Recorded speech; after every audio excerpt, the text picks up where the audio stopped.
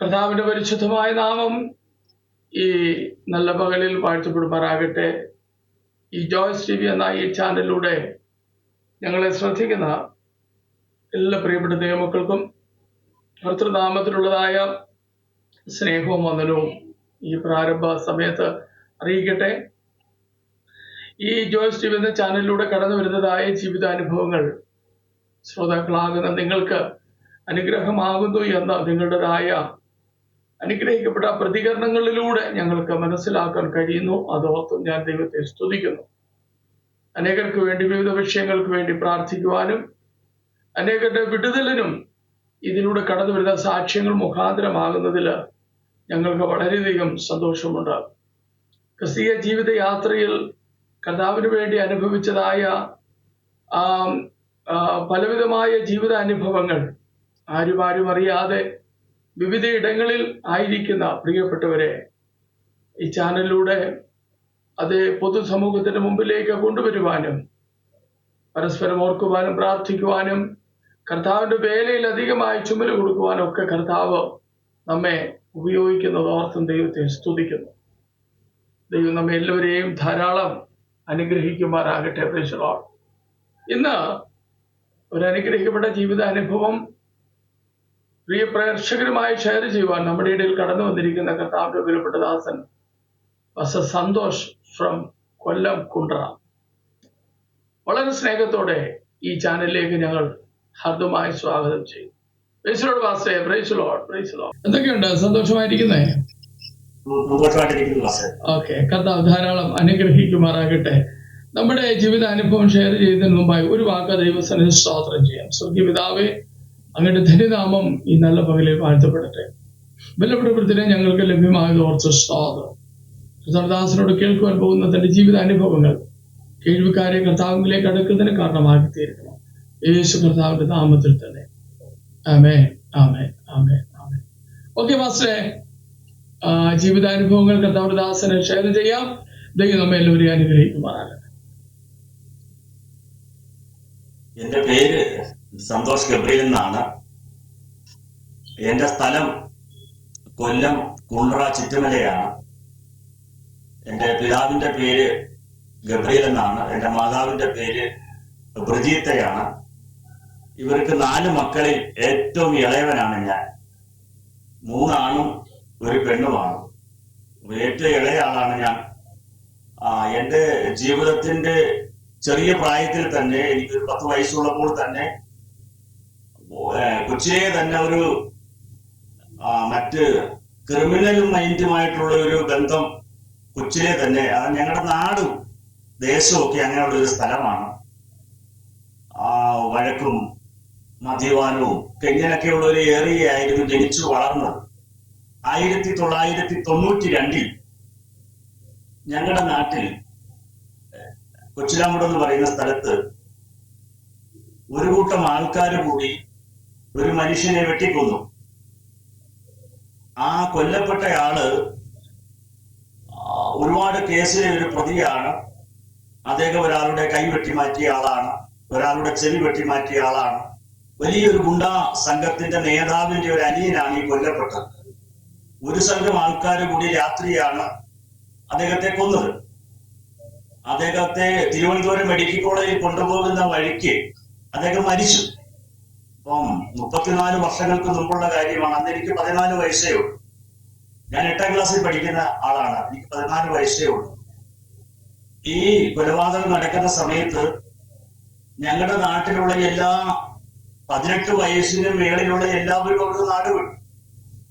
പ്രായമുള്ളവരും സ്ത്രീകളും മാത്രം, കുഞ്ഞുങ്ങളും മാത്രമേ ആ സമയത്തുള്ളൂ. പോലീസ് വന്ന് എല്ലാ വീടുകളിൽ നിന്നും ചെറുപ്പക്കാരായിട്ടുള്ളവരെ എല്ലാം പിടിച്ചോണ്ട് പോകുക. മറ്റുള്ളവരെല്ലാം പോയി. അപ്പോൾ എന്റെ മൂത്ത സഹോദരന് 18 വയസ്സുണ്ട്. അദ്ദേഹത്തെയും ഈ കേസിനകത്ത് അദ്ദേഹവും അകപ്പെട്ടു. അദ്ദേഹത്തിന്റെ പേരും ഈ കേസിൽ വന്നു.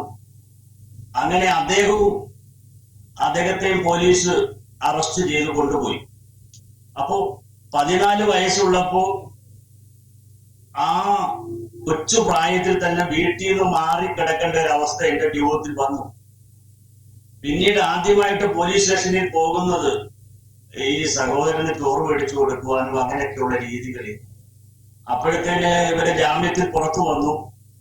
അപ്പോഴത്തേന് കൊല്ലപ്പെട്ട ആൾക്കാരുടെ ഈ തിരിച്ചു ചെയ്യുമെന്ന്, പ്രതികാരം ചെയ്യുമെന്നൊക്കെ വലിയ ഒരു ആ സമയത്ത് അങ്ങനെയൊക്കെ പറഞ്ഞു. ഈ കൊലക്കേസ് പ്രതികളായിരിക്കുന്ന ഇവര് പറഞ്ഞു, താങ്കളുടെ ചേട്ടനും ഇതിനകത്ത് അകപ്പെട്ടത് കൊണ്ട് കൊല്ലപ്പെട്ടവര് തിരിച്ചു ചെയ്യുമെന്നും പറഞ്ഞ് 14 വയസ്സ് പ്രായമുള്ളപ്പോൾ തന്നെ അവര് കയ്യിൽ ആയുധങ്ങൾ, കടിവാളും വാരിക്കൊന്തും കടാരകളും ഒക്കെ എന്റെ കയ്യിലെടുത്ത് തന്നു. തിരിച്ച് സ്വന്തം കുടുംബത്തെ രക്ഷിക്കാൻ വേണ്ടി ആയിരിക്കുമെന്നൊക്കെ അവരന്ന് പറഞ്ഞു. ചെറിയ പ്രായത്തിൽ അതൊന്നും എനിക്ക് അറിയത്തില്ലായിരുന്നു. അങ്ങനെ ചെറിയ പ്രായത്തിൽ തന്നെ 22ഓളം കേസിലെ പ്രതികളുമായിട്ട്, കൊലക്കേസ് പ്രതികളുമായിട്ട് അവരുമായിട്ടുള്ള ജീവിത യാത്രകളിൽ മദ്യപാനങ്ങളും ഇതൊക്കെ ഉപയോഗിച്ച്, ആയുധങ്ങൾ ഉപയോഗിച്ച് മറ്റുള്ളവരെ വെട്ടിയുക്തിയൊക്കെ ചെയ്ത് ജീവിതം ഒരു വല്ലാത്ത നിലവാരമായി 16ാമത്തെ വയസ്സിൽ തന്നെ മറ്റൊരാളുമായിട്ട് ഉപദ്രവമുണ്ടായി കൊല്ലം സബ് ജയിലിലേക്ക് പോയി.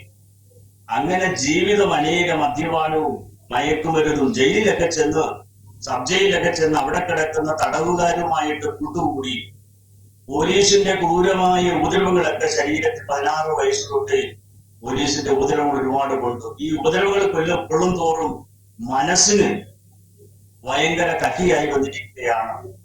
അങ്ങനെ ഒരുപാട് പേരെ കേസുകളുടെ എണ്ണം കൂടാൻ തുടങ്ങി.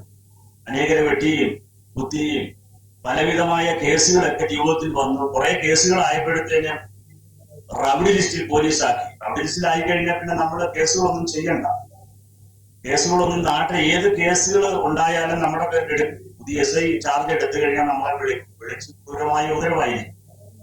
അങ്ങനെ ചാരായ കച്ചവടങ്ങളും പിന്നെ മയക്കുമരുന്ന്, അടി, ഇടി, പ്രൊട്ടക്ഷൻ, ഒരുപാട് കേസുകളും ഞാൻ ഉണ്ടാക്കുന്ന കേസുകളിലെല്ലാം എന്റെ വീട്ടുകാരകപ്പെട്ടു, സഹോദരങ്ങൾ അകപ്പെട്ടു. എന്റെ അപ്പനെ ഞാൻ ആരെങ്കിലും ഒരു കേസ് ഉണ്ടാക്കിയാൽ അപ്പനെ വന്ന് പോലീസ് പിടിക്കൊണ്ടു, അങ്ങനെ അദ്ദേഹമായിട്ട് ജയിലിൽ കിടക്കും.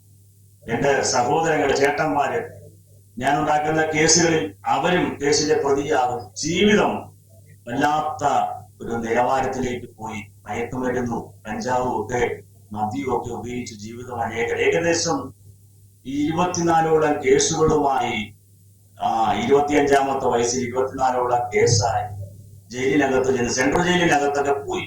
അവിടെയൊക്കെ പോയി കിടന്ന്, അവിടെ ചെന്ന് കിടന്നപ്പോഴാണ് മനസ്സിലായത് ജയിലിനകത്ത് വലിയ വലിയ കുറ്റവാളികൾ, കൊടും കുറ്റവാളികൾ കിടക്കുന്ന സ്ഥലമാണ് പൂയപ്പുര സെൻട്രൽ ജയിൽ. അപ്പൊ ഞാൻ അവിടെ പല സമയങ്ങളിലും പോയിട്ടുണ്ട്. പല കേസുമായിട്ട് അവിടെ റിമാൻഡ് ജയിലിൽ കിടന്നിട്ടുണ്ട്. ജയിലിനകത്ത് അവിടെ ഇങ്ങനെ ബൈബിളൊക്കെ വലിച്ചു കീറി ചീട്ടുണ്ടാകും. ജയിലിനകത്ത് ബൈബിള് വലിച്ചു കീറി ചീട്ടുണ്ടാക്കി അവരുമായിട്ട് കളിക്കുക, ആ ജയിലിനകത്ത് സമയം പോകാൻ വേണ്ടി. അങ്ങനെയൊക്കെ ഒരു ക്രിസ്ത്യൻ കുടുംബത്തിൽ ജനിച്ച വ്യക്തി, കത്തോലിക്ക കുടുംബത്തിൽ ജനിച്ച വ്യക്തിയാണെങ്കിലും നമുക്കങ്ങനെ പള്ളിയോ അല്ലെ പ്രാർത്ഥനയോ ഇങ്ങനൊന്നും നമ്മുടെ കൊച്ചുപ്രായത്തിൽ ആരും ചെയ്യുന്നതോ അങ്ങനെയൊന്നും നമ്മുടെ ജീവിതത്തിലൊന്നുമില്ല. ദൈവഭയമില്ല. കോടതിയും ജയിലും പോലീസ് സ്റ്റേഷനും ജീവിതത്തിൽ എല്ലാവരെയും, സ്വന്തം സഹോദരനെ പോലും 2 പ്രാവശ്യം വാളുകൊണ്ട് വെട്ടി. ഒരുപാട് അപ്പനും അമ്മയ്ക്കും സഹോദരങ്ങൾക്കും നാട്ടുകാർക്കും വീട്ടുകാർക്കും എല്ലാം ഒരു തലവേദനയായ വ്യക്തിയാണ് എല്ലാവർക്കും. അങ്ങനെ പൂയപ്പുര സെൻട്രൽ ജയിലിനകത്ത് പോകും, സബ് ജയിലിൽ പോകും. ഏകദേശം 50ഓളം പേരടങ്ങുന്ന ഒരു സംഘം ഞങ്ങൾക്കുണ്ട്. 50ഓളം പേരടങ്ങുന്ന, അതിനകത്ത് കൂടുതൽ കൊലക്കേസ് പ്രതികളാണ്, അല്ലെങ്കിൽ 10 ക്രിമിനൽ കേസ് പ്രതിയായിരിക്കണം. അങ്ങനെയുള്ളവരുമായിട്ട് സഹകരിക്കും. അങ്ങനെ ജീവിതം ഞാൻ ചെയ്യുന്ന ഗുണ്ടകളുമായിട്ടുള്ള അവരെ ഏറ്റുമുട്ടപ്പോൾ, അവരെ വെട്ടുമ്പോൾ തിരിച്ചു വന്ന് ഞങ്ങളുടെ വീട് പൊളിക്കും. ഞങ്ങളുടെ അപ്പനും അമ്മയും സഹോദരങ്ങളൊക്കെ പല പ്രാവശ്യവും ദേശം വിട്ടുപോയിട്ടുണ്ട്. പല പ്രാവശ്യവും വീടുകൾ നാട്ടുകാരെ പൊളിച്ചു ദേശത്തിൽ നിന്ന് പോയിട്ടുണ്ട്. കോടതി, ജയിലിൽ നിന്ന് ഇറങ്ങുമ്പോൾ ജയിലിന്റെ വാതിൽക്ക് പോലീസ് അറസ്റ്റ് ചെയ്തുകൊണ്ട് പോകും. കോടതിക്കകത്ത് നിന്ന് സിഗരറ്റ് വലിക്കും. പിന്നെ പോലീസ്, സർക്കിൾ ഉദ്യോഗസ്ഥർ, ഒരു ആരെയും ഭയമില്ലാത്തൊരു ജീവിതം, ഒരു വല്ലാത്ത ഒരു ജീവിതമായിക്കൊണ്ട് എന്റെ ജീവിതം മുമ്പോട്ട് പോയിക്കൊണ്ടിരിക്കുകയാണ്. അങ്ങനെ 2002 ആദ്യ ഭാഗങ്ങളിൽ സമയത്ത്, 2002 തുടക്ക ഭാഗത്ത് വലിയൊരു ആക്രമണം ഞങ്ങളുടെ ജീവിതത്തിൽ, ഒരു ഏറ്റുമുട്ടൽ, എതിർ സംഘമായിട്ട് ഒരു ഏറ്റുമുട്ടൽ ഉണ്ടായി. ഞങ്ങൾ ഏകദേശം 50 പേരടങ്ങുന്ന ഒരു സംഘം എതിരാളികളുമായിട്ട് ഏറ്റുമുട്ടിയപ്പോൾ ഞങ്ങൾക്കതിൽ പരാജയപ്പെട്ട് എന്റെ കൂടെയുള്ള ഒരാളെ അവർ അതിക്രൂരമായിട്ട് ഉപദ്രവിച്ചു. ഇത് എന്റെ മനസ്സിനെ വല്ലാതെ ഒന്ന് വേദനിപ്പിച്ചു. ഞാൻ എന്റെ മനസ്സിൽ ഇങ്ങനെ ചിന്തിച്ചു, എന്നെ കിട്ടിയായിരുന്നെങ്കിൽ എന്തായിരിക്കും എന്നൊക്കെ ചിന്തിച്ചു. ഞാൻ വളരെ വിഷമിച്ചു. എന്റെ അവസാനത്തെ വഴക്കതായിരുന്നു. അങ്ങനെ എന്റെ അപ്പന്റെ ചേട്ടൻ മരിച്ചിട്ടും ആ ബോഡി കാണാനൊന്നും വന്ന് പോലീസൊക്കെ അത്രയും കേസുകൾ ഉള്ളത് കൊണ്ട് എന്നെ പിടിക്കാനൊക്കെ വന്നുകൊണ്ട് അതൊന്നും കാണുവാനൊന്നും കഴിയാതെ കോടതി പോലും അംഗീകരിക്കാതെ വാറണ്ട് കൊണ്ട് പോലീസിന്റെ നിയമങ്ങളും സംവിധാനങ്ങളും 3-ാം മുറകൾ 6 പ്രാവശ്യം പോലീസ് ലോകത്ത് ഒരുപാട് ക്രൂരകൃത്യങ്ങളെല്ലാം ചെയ്ത് 2002 അവസാന സമയങ്ങളിൽ ഭൗതിയോട് അടുക്കുന്ന സമയത്ത് കൊല്ലം കോടതി എന്നെ 2 കൊല്ലം ഒരു കേസിന് ഞങ്ങൾ ഹാജരായപ്പോൾ 2 കൊല്ലം എന്നെ ശിക്ഷിച്ചു. സാധാരണ കോടതി ഒരു വിസ്താരോഹം നടത്തിയിട്ടാണ് പ്രതികളെ ശിക്ഷിക്കുന്നത്. പക്ഷെ ഞങ്ങൾ ഒരു കേസിന് റിമാൻഡ് ആയ സമയത്ത് അങ്ങോട്ട് കയറി നിന്നതും എന്നെയും എന്റെ സഹോദരനെയും 2 കൊല്ലം കോടതി ശിക്ഷിച്ചു. അങ്ങനെ ഞങ്ങൾ തിരുവനന്തപുരം സെൻട്രൽ ജയിലിലേക്ക് ഞാൻ ആ സെൻട്രൽ ജയിലിലേക്ക് ഒരുപാട് പ്രാവശ്യം കിടന്നിട്ടുള്ളതാണ്. ആ സബ് ജയിൽ ഒരുപാട് പ്രാവശ്യം കിടന്നിട്ടുള്ള തിരുവനന്തപുരം പൂയപ്പുര സെൻട്രൽ ജയിലിനകത്ത് ചെന്നു. എനിക്ക് അവിടെ ജോലി, ജയിലിനകത്തുള്ള ജോലിയാണ് എനിക്ക് തിരിച്ചു തന്ന് 2 കൊല്ലം ചുറ്റിച്ച് ജയിലിനകത്തുള്ള ജോലിയാണ് എനിക്ക് തന്നത്. അന്ന് 13 രൂപ ശമ്പളമാണ് ജയിലിന്റെ ജോലി. അപ്പൊ ജോലി ചെയ്ത് ജയിലിനകത്ത് ഒക്കെ പോയിക്കൊണ്ടിരിക്കുന്ന സമയത്ത് ചില നിമിഷങ്ങൾ കഴിഞ്ഞ് ജയിലിനകത്ത് മുസ്ലിം പള്ളിയുണ്ട്, കത്തോലിക്ക പള്ളിയുണ്ട്, അതെല്ലാം ഉണ്ട്. അപ്പം ചില ദിവസങ്ങൾ കഴിഞ്ഞപ്പോൾ ജയിലിനകത്ത് ചെന്നു. 1 മാസം കഴിഞ്ഞപ്പോൾ എന്റെ സമാധാനം നഷ്ടപ്പെടാൻ തുടങ്ങി. സാധാരണ ജയിലിനകത്ത് ചെല്ലുമ്പോഴേ ഞങ്ങൾ സുഖമായിട്ട് ഉറങ്ങുന്നു. പോലീസിനെ പേടിക്കേണ്ട, നാട്ടുകാരെ പേടിക്കേണ്ട, ശത്രുക്കളെ പേടിക്കേണ്ട, ആരെയും ഭയപ്പെടാൻ പറ്റാത്തൊരു അന്തരീക്ഷമാണ് ജയിൽ. അതുകൊണ്ട് കൂടുതലും ജയിലിലാണ് കിടക്കുന്നത്. ജീവിതത്തിന്റെ 14 വയസ്സ് തൊട്ട് 25 വയസ്സ് വരെ ജയില്, കോടതി, ഇതൊക്കെയാണ് ജീവിതങ്ങൾ.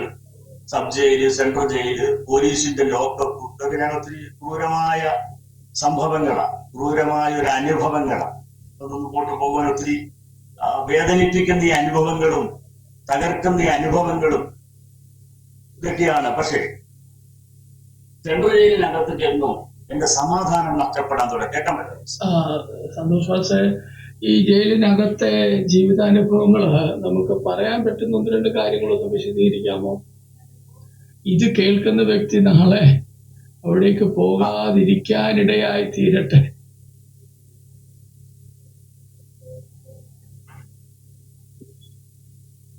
ജയിലിനകത്തെ അനുഭവം എന്ന് പറഞ്ഞാൽ, ദൈവദാസനെ, ജയിലിനകത്തെ അനുഭവം എന്ന് പറഞ്ഞാൽ, സെൻട്രൽ ജയിൽ എന്ന് പറഞ്ഞാൽ ഭയങ്കരമായ ഒരു ജയിലാണ്, പണിഷ്മെന്റ് ജയിലാണ്.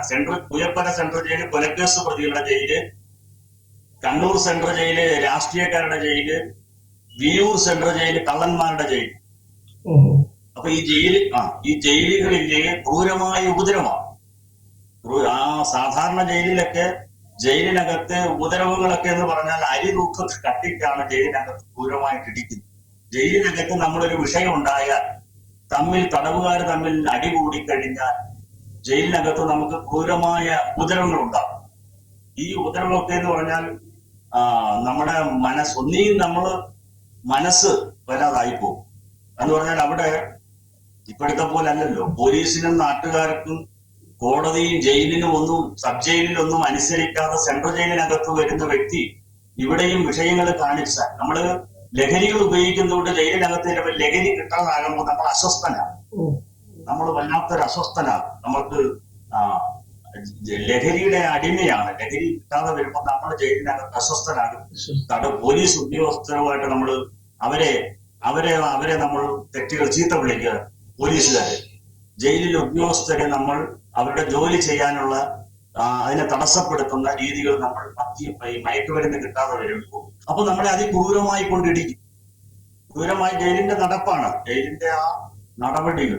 അപ്പൊ ഒരുപാട് പോലീസിന്റെ ലോക്കപ്പുകളിലെ അതിക്രൂരമായ ഉപദ്രവങ്ങൾ, ഇതൊക്കെ നമുക്കൊരു മാറ്റം ഉണ്ടാകാൻ വേണ്ടി, ഇനി അങ്ങോട്ട് ചെല്ലാതിരിക്കാൻ വേണ്ടി അവർ ചെയ്യുന്നു. ഇനി ഇങ്ങനൊരു കുറ്റകൃത്യങ്ങൾ ചെയ്യാതിരിക്കുവാൻ വേണ്ടി ജയിലിന്റെയും കോടതിയുടെയും പോലീസിന്റെയും ശിക്ഷ നടപടിയാണ്. നമ്മൾ അത്രയും ഒരു ക്രിമിനൽ മൈൻഡുള്ളവർ ഒരു വല്ലാത്ത നിലവാരമാണ്. കൊട്ടേഷൻ സംഘങ്ങള്, അങ്ങനെയുള്ള നിലവാരങ്ങള്. ഒരിക്കലും ഒരു പോലീസ് ലോക്കപ്പിൽ എന്നെ വിളിച്ച് എന്നെ കിടത്തി എന്റെ പേര് സർക്കിളിൽ ചോദിച്ചിട്ട് ഞാൻ പറഞ്ഞില്ല. സാധാരണ എന്റെ ജയിലിനകത്തെ വസ്ത്രങ്ങൾ ഊരണം, സ്റ്റേഷനിൽ ചെല്ല, അതൊന്നും ഊരാതെ അവരുമായിട്ട് എപ്പോഴും പോലീസുകാരുമായിട്ട് എന്ന് പറഞ്ഞാൽ നമ്മുടെ വീരപ്പൻ എന്ന് പറയുന്ന ആളാണ് നമ്മുടെ മാതൃകാ പുരുഷൻ. നമ്മുടെ കുഞ്ഞു മനസ്സിലേക്കൊക്കെയാണ് നമ്മുടെ മനസ്സിൽ കയറിയത്. അതുപോലെ ആകണം. അദ്ദേഹം എത്ര പേരെ കൊന്ന്, അതേപോലെ നമുക്ക് പുലാം ദേവി, ഇവരൊക്കെയാണ് നമ്മുടെ കുഞ്ഞു പ്രായത്തിലെ മംഗളം മനോരമയെ നമ്മൾ വായിക്കുന്നത്. സിനിമ ഇതൊക്കെ കണ്ട് നമുക്ക് മുടിയൊക്കെ ഇവിടം വരെ വളർത്തി. എപ്പോഴും 10-20 പേര് നമ്മുടെ കൂടെ ഉണ്ട്. എന്റെ അപ്പൻ എന്റെ കൂടെ കാണും, എന്റെ സഹോദരങ്ങൾ എന്റെ കൂടെ കാണും. അപ്പൊ നമുക്ക് ലോകത്ത് ആരെയും ഭയപ്പെടണ്ട. സാക്ഷി പറഞ്ഞാൽ അയാളെ തിരിച്ചിറങ്ങി വരുമ്പോൾ അയാളെ പെട്ടു. നമുക്കെതിരായിട്ട് ആരും പറയത്തില്ല, സാക്ഷി പറയത്തില്ല, കേസ് കൊടുക്കത്തില്ല. ഈ 24 കേസ് ചെയ്യാത്തത് കൊണ്ട് ചെയ്തതുകൊണ്ട് നമുക്ക് കൂട്ടുകാർ കൂടി അവര് ചെയ്ത കേസുകളിലൊക്കെ നമ്മൾ കൊട്ടേഷൻ ആകുമ്പോൾ നമ്മുടെ ചെറിയ പ്രായത്തിൽ ഇങ്ങനെയൊക്കെ ജയിലും കോടതിയിലും ഒക്കെ ഒരുപാട് ക്രൂരതകൾ നമ്മുടെ ജീവിതം. പക്ഷെ ഇതിനൊന്നും നമ്മളൊന്നും മാറ്റാൻ കഴിയുന്നില്ല. എന്റെ കയ്യിലൊക്കെ ആൾക്കാർ വെട്ടി മാറ്റിയിട്ടുണ്ട്. ഒരുപാട് വെട്ടുകൾ ശരീരത്തിൽ. മെഡിക്കൽ കോളേജിൽ 3 മണിക്ക് ഓപ്പറേഷൻ ചെയ്യുമ്പോൾ ഡോക്ടറോട്ട് വഴക്കുണ്ടാകും. അത്രയും കൈയെല്ലാം കമ്പിയിട്ടിരിക്കുക. ശരീരത്തിലൊക്കെ ഒരുപാട് വെട്ടുകൾ ആൾക്കാർ വെട്ടിയിട്ടുണ്ട്.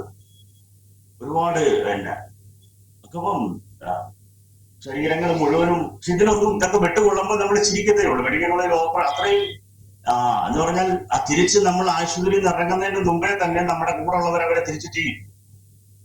അപ്പൊ അങ്ങനെ കടകളിൽ കൊട്ടേഷങ്ങൾ, കടകളിലെ കൈ എന്ത് ചെയ്തതാ, എന്ത് ചെയ്തപ്പോ കിട്ടുകയും കൈ മദ്യലഹരിയിൽ ഒരു വീട് എന്ന് ആക്രമിച്ചപ്പോൾ അവർ വന്ന് തിരിച്ചു ചെയ്തതാ.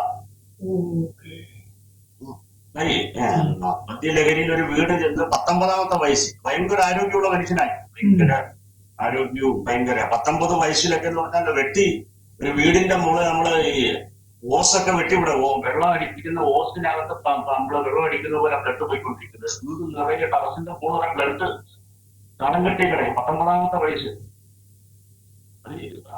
ഇതൊന്നും നമ്മുടെ മനസ്സിനൊരു മാറ്റവും ഇല്ല. എന്തെല്ലാം വെട്ടിയാലും ആരെല്ലാം എന്തെല്ലാം പോലീസിന്റെ ലോക്കപ്പിലെ അതിക്രൂരമായ ഉപദ്രവങ്ങൾ ഏറ്റിട്ടു. ആ നിലവിളികൾ, അതിലവർ വായിലൊക്കെ തുണികൾ കുത്തിക്കേട്ട് നിലവിളി. ഈ ഇപ്പോഴത്തെ പോലല്ല. 5-10 ദിവസങ്ങളിൽ പോലീസ് ലോക്കപ്പിലിട്ട് ഉപദ്രവിക്കും. നമ്മൾ ആ കിടക്കുന്ന ലോക്കപ്പിനകത്ത് ഏറ്റവും ക്രൂരമായ സ്ഥലമാണ് പോലീസ് ലോക്കപ്പ്. അത് കഴിഞ്ഞ് സബ് ജയിൽ. ഈ ലോക്കപ്പിലൊക്കെ എന്ന് പറഞ്ഞാൽ നമ്മള് ആ ബാത്റൂമിലോട് ആ റൂമിനകത്ത് തന്നെ ഈ കക്കൂസ്. അതിനൊരു പൊക്കമൊന്നുമില്ല. നമ്മൾ കിടക്കുന്ന നമ്മൾ ആഹാരം കഴിക്കത്തില്ല. ആഹാരം കഴിച്ചാൽ ബാത്റൂമിൽ പോകും. ആഹാരം കഴിച്ച് ബലം ഉണ്ടെങ്കിൽ നമ്മളെ പിന്നെയും കൊണ്ട് ഒരുപാട് ഉപദ്രവിക്കും. ഇതൊക്കെ ജയിലിൽ കിടക്കുന്നവർ പറഞ്ഞു തരുന്നതാണ്. നമ്മള് പിന്നെ കോടതികള്, പിന്നെ ജയിലിൽ കിടക്കുന്ന വലിയ കുറ്റവാളികളുമായിട്ടുള്ള ബന്ധങ്ങൾ ഉണ്ടായിരുന്നു. അവരുടെ ആ രീതികളാണ് കൂടുതലും നമ്മൾ പഠിച്ചത്. എന്ന് പറഞ്ഞാൽ കോടതികളിലൊക്കെ ചെല്ലുമ്പോൾ പോലീസുകാരുമായിട്ടാണ് കൂടുതൽ. അതുകൊണ്ട് നമ്മളെ കൂടുതലും പോലീസ് പിടിച്ച് കോടതിയിൽ കൊണ്ടുപോകാൻ, എന്നെ കൊണ്ടുപോകാൻ പോലീസുകാർ ഭയവാണ്. കോടതി കൊണ്ടുചെന്ന് കഴിഞ്ഞാൽ നമ്മൾ കോടതി ജയിലിൽ കിടക്കുന്ന ഒരു വക്കീലന്മാരെക്കായും കഴിവുള്ളവരാ കുറ്റവാളികൾ. അവരിൽ നിന്ന് ഒരുപാട് കാര്യങ്ങൾ പഠിച്ച് നമ്മൾ നശിച്ചുപോയി. ഒരുപാട് മേഖലകളിൽ നമ്മൾ കോടതിയിലൊക്കെ കൊണ്ട് ചെല്ലുമ്പോൾ നടന്നുകൊണ്ടിരിക്കുന്ന കോടതി നമ്മളെത്തി വിളിച്ചു പറയും, പോലീസ് കസ്റ്റഡി മേടിക്കുകയാണ്, കൊടുക്കരുത്. നിയമങ്ങൾ ഒത്തിരി ഒരുപാട് കാര്യങ്ങൾ. നമ്മളെ പോലീസ് പിടിച്ചോണ്ട് പോയി കഴിഞ്ഞാൽ അവരുടെ പ്രത്യേക ഓടമണി കൊണ്ടുപോകും, സ്റ്റേഷനിൽ കൊണ്ടുപോകത്തില്ല. അപ്പൊ ഞാൻ കണ്ടോട്ടെ, എന്നെ 6 പ്രാവശ്യം പോലീസ് അറസ്റ്റ് ചെയ്തിട്ടുണ്ട്. 6 പ്രാവശ്യം അറസ്റ്റ് ചെയ്ത സമയത്ത് ഒരിക്കൽ രാത്രി പിടിച്ച് പോലീസുകാരുടെ വലിയ വാളിരിപ്പുണ്ട്, വലിയ കത്താളിരിപ്പുണ്ട്. ഞാൻ ചോദിച്ചു, സാറേ ഇതൊക്കെ അത് നിന്നെ പിടിക്കണമെങ്കിൽ നിന്റെ കയ്യിൽ ആയുധമില്ല. ഇപ്പോഴാ പോലീസുകാരെ ലാത്തിയായിട്ടൊക്കെ വരുന്നത്. അന്നത്തെ പോലീസ് ഞാൻ കണ്ടോട്ടെ, രാത്രി എന്നെ അറസ്റ്റ് ചെയ്യാൻ വരുമ്പോൾ പോലീസുകാരുടെ വലിയ വാളും വലിയ ഇരുമ്പ് പൈപ്പും കത്താളൊക്കെ പോലീസുകാരുടെ ഇരിപ്പുണ്ട്. അപ്പൊ അവർക്ക് അന്നത്തെ പോലീസ് എന്നെ രാത്രി പിടിച്ചിട്ടുണ്ട് പോലീസ്. വളരെ അന്നേരം ഞാൻ പിടിച്ച സമയത്ത് ഞാൻ നോക്കിയപ്പോൾ അവരുടെ കയ്യിലിരിക്കുന്ന ആയുധങ്ങളാണ്. അപ്പൊ അവരുടെ സുരക്ഷിതത്തിന് വേണ്ടിയാണ് അവരെ ഏറ്റുമുട്ടും. നമ്മുടെ കയ്യിൽ ആയുധം ഉണ്ടെന്ന പിടിക്കാൻ വരുമ്പോൾ മദ്യലഹരിയിൽ അവരെ നമ്മൾ ഉപദ്രവിക്കുന്നവർക്കറിയാം. അപ്പൊ അങ്ങനെയുള്ള ആണ്. ഞാൻ എന്നെ ജയിലിൽ നിന്നും ജാമ്യത്തിൽ ഇറങ്ങി പുറത്തിട്ട് പോലീസ് വളഞ്ഞ് പിടിച്ചിട്ടുണ്ട്. സബ് ജയിലിൽ നിന്ന് ജയിലുമായിട്ടുള്ള ബന്ധത്തിൽ. സാധാരണ ജയിലിനകത്ത് ജാമ്യം വന്നാൽ 6 മണി കഴിഞ്ഞാൽ ഇറക്കി വിടത്തില്ല, പിറ്റേന്നേ വിടും. പക്ഷെ എന്നെ രാത്രി ജയിലിൽ നിന്ന് ഇറക്കി, ജാമ്യം വന്നപ്പോൾ ഇറക്കി, പുറത്തേക്ക് ഇറക്കി, അവിടെ തന്നെ തിരിച്ചു പോലീസ് ജയിലിന്റെ വാതയ്ക്ക്. അപ്പൊ അങ്ങനെ ജീവിതത്തിൽ ഒന്നും ഞാൻ മരിക്കും, എന്നെ ആരെങ്കിലും കൊല്ലുമെന്ന് എനിക്ക് ഉറപ്പാണ്. എന്നെ ആരെങ്കിലും കൊല്ലും, അത്രയും ശത്രുക്കളുണ്ട്. അല്ലെങ്കിൽ ജീവിതകാലം മുഴുവനും പോലീസില. എന്റെ കൂടെ നടന്നിട്ടുള്ളവരെല്ലാം സെൻട്രൽ ജയിലിനകത്ത് ഇപ്പൊ ജീവോലി എന്ന് ശിക്ഷിക്കപ്പെട്ട് കിടപ്പുണ്ട്. ഇരട്ടക്കൊല്ല കേസ്, പിന്നെ എന്റെ കൂടെ നടന്നവര് എത്രയും പേര് ആത്മഹത്യ ചെയ്ത്, എന്റെ 50 പേരുള്ളവരുടെ കാര്യം ഞാൻ പറയുന്നത്.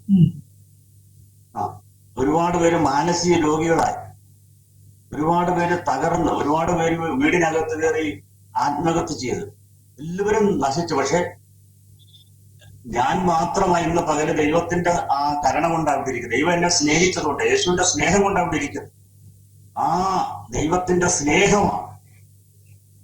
ഞങ്ങൾ 50 പേരെന്ന് പറഞ്ഞാൽ അതിനേക്കായും കൂടുതൽ ആളുണ്ട്. അതിനേക്കായും സംഘത്തിലെ വലിയ ആളുണ്ട്. എത്രയും പേര് മാറ്റപ്പെട്ടു. കഴിഞ്ഞ 2 മാസം മുമ്പ് പിന്നെ സെൻട്രൽ ജയിലിൽ നിന്ന് എന്റെ കൂടെ ഉള്ള 2 പേര് ജീവനിൽ നിന്ന് കിടക്കുന്നത്. അതിലൊരാള് മരിച്ചു വീട്ടിൽ കൊണ്ടുവന്നു. അവിടെ ജയിലിൽ കിടന്ന് മരിച്ചത്. എത്രയോ ആൾക്കാർ, എത്രയോ ഞങ്ങൾ എല്ലാവരും. പക്ഷെ യേശുവിന്റെ ആ സ്നേഹം പൂയപ്പുര സെൻട്രൽ ജയിലിനകത്ത് യേശുവിന്റെ സ്നേഹം, എന്റെ സമാധാനം നഷ്ടപ്പെട്ടു. ജയിലിനകത്ത് കോടതി എന്നെ ശിക്ഷിച്ചത് കൊണ്ടോ ജയിലിന്റെ വലിപ്പം കൊണ്ടോ ഇടി കൊണ്ടൊന്നുമില്ല. ജയിലിനകത്ത് നിന്ന് ഞാൻ തകരാൻ തുടങ്ങി. ഞാനൊരു വലിയ പാവിയാണെന്നുള്ളൊരു ബോധം. എന്റെ സ്വന്തം സഹോദരനെ 2 പ്രാവശ്യം ഞാൻ പാടുകൊണ്ട് വെട്ടിയിട്ടുണ്ട്. ഒരുപാട് പേര്, എന്റെ അമ്മയ്ക്കും പെങ്ങൾക്കും സഹോദരങ്ങൾക്കും എല്ലാവർക്കും, നാട്ടുകാർക്കും കോടതിക്കും ജയിലിനും എല്ലാവർക്കും, പോലീസുകാർക്ക് പോലും കാണുന്ന പേടി. അത്രയും ഒറ്റയ്ക്കൊന്നും ആരും പിടിക്കാനൊന്നും വരുത്തില്ല. അത്രയും ഒരു വല്ല നാട്ടുകാർക്ക്, വീട്ടുകാർക്ക്, നാട്ടിലൊക്കെ 50-ഉം 100-ഉം പേരെ വലിയ വലിയ വാരിക്കുന്തമായിട്ടൊക്കെ എന്നെ പിന്നെ തിരക്കി വരുന്നുണ്ട്. അപ്പം വീട്ടിലൊന്നും നമ്മൾ കിടക്കത്തില്ല.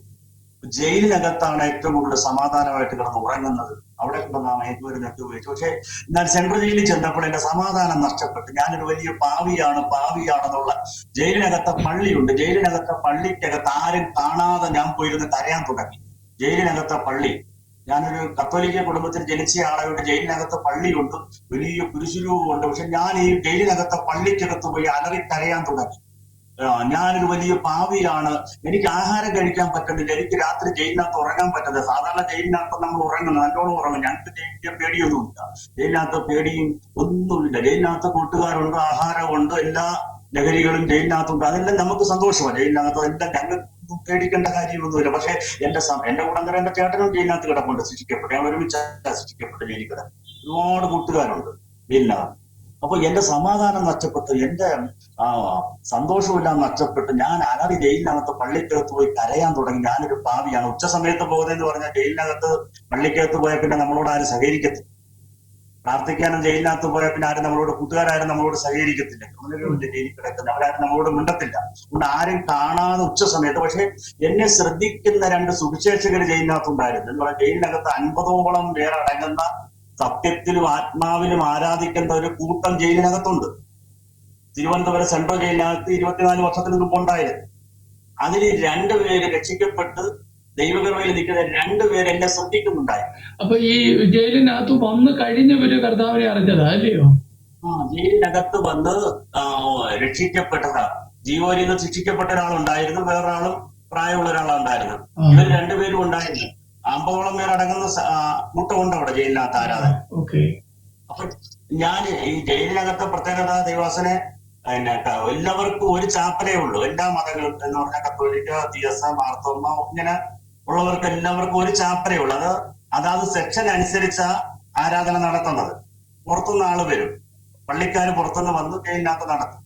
അപ്പം പെന്തക്കോസ് ഈ ദൈവത്തെ അറിഞ്ഞ വേറെപ്പെട്ട ദൈവമക്കളും അതിനകത്തുണ്ട്. പെന്തക്കോസ് അനുഭവമുള്ള ആ 2 സുവിശേഷകർ അവര് എന്നെ ശ്രദ്ധിക്കുന്നുണ്ടായിരുന്നു. ഞാൻ ഈ പള്ളിക്കകത്ത് വന്ന് ഉച്ചയ്ക്ക് വന്ന് കരയുന്നത് ഇവരെന്നെ ശ്രദ്ധിക്കുന്നു. ഞാൻ കരയുന്നത് ഞാനൊരു പാവിയാണ്, എന്റെ പാപത്തിന്റെ പരിഹാരം ഇത്. എന്നെ പോലീസ് ഇടിച്ചിട്ടോ എന്റെ കൈ വെട്ടി മാറ്റിയിട്ടോ എന്നെ 14 വയസ്സ് തൊട്ട് ഞാൻ എന്റെ വീട്ടിൽ കിടക്കാം, ഇതൊന്നും എന്റെ ജീവിതത്തിൽ ഞാൻ 14 വയസ്സ് തൊട്ട് 24 വയസ്സ് വരെ ഞാൻ ചെയ്ത എല്ലാ പാവങ്ങളും എന്റെ മുമ്പിൽ ഇങ്ങനെ ജയിലിനകത്ത് കാണിക്കുക. ഞാൻ ഈ മുറിക്കകത്ത് കിടക്കുമ്പോഴും ഞാൻ ചെയ്ത പാവങ്ങളെല്ലാം ഇങ്ങനെ എന്റെ സമാധാനം നഷ്ടപ്പെടുന്നേ അതിനാ. എന്റെ പോലീസിന്റെ 3-ാം മുറ 6 പ്രാവശ്യം ലോകകപ്പിൽ ഇടിച്ചപ്പോഴും ഞാൻ ചിരിച്ചുകൊണ്ട് കിടക്കുന്ന വ്യക്തിയാണ്. പക്ഷെ എന്റെ കൈ വെട്ടിയപ്പോഴും വോട്ടറുമായിട്ട് 3 മണിക്ക് ഞാൻ വിഷയമുണ്ടാക്കിയ വ്യക്തിയാണ്. എന്റെ ജീവിതത്തിൽ ചെയ്തുള്ള എല്ലാ പാവങ്ങൾക്കും പരിഹാരം എന്താണെന്ന് എനിക്ക് അറിയത്തില്ല. ഞാൻ 3-4 ദിവസം കൊണ്ട് ഉച്ച സമയത്ത് ജയിലിനകത്ത് പോയി അലറി കരയുക. പാപത്തിന്റെ പരിഹാരം എന്താണെന്ന് എനിക്ക് അറിയത്തില്ല. എല്ലാ വിഷയങ്ങൾക്കും പരിഹാരമുണ്ട്, പക്ഷെ പാപത്തിന്റെ പരിഹാരം ആരാണെന്ന് എനിക്ക് അറിയത്തില്ല. ജയിലിനകത്ത് 2 മണിയാകുമ്പോൾ പള്ളി അടയ്ക്കും, ജയിലിന്റെ പള്ളി അടയ്ക്കും. എനിക്ക് ജയിലിനകത്ത് ജോലി ആയതുകൊണ്ട് ഈ പള്ളിക്കകത്ത് ഉച്ച സമയത്ത് പോകാം. പുറത്തെ ജോലിക്കാർക്ക് പാട്ടാണ്. അപ്പൊ ജയിലിനകത്ത് ഞാനിങ്ങനെ ഇരുന്ന് അലറി കരയുന്നത് പാപത്തിന്റെ പരിഹാരം എന്താണെന്ന് എനിക്ക് പറഞ്ഞു തരാൻ ആരുമില്ല. എന്താണെന്ന് എനിക്ക് അറിയത്തില്ല. ഞാൻ ഈ 2 സുവിശേഷകര് ജയിലിന്ന് അവര് പള്ളി കൂട്ടി പുറത്തിറങ്ങി അവരെന്നോട് പറഞ്ഞു, സന്തോഷേ, നിന്റെ പാപത്തിന്റെ പരിഹാരത്തിന് വേണ്ടിയാണ് യേശു ക്രിസ്തു കാൽവരി ക്രൂസിൽ മരിച്ചതെന്ന് അവരെന്നോട് പറഞ്ഞു. ഞാൻ യേശുവിനെ എന്റെ ഹൃദയത്തിനകത്ത് എന്ത് ചെയ്തു? സ്വീകരിച്ചു.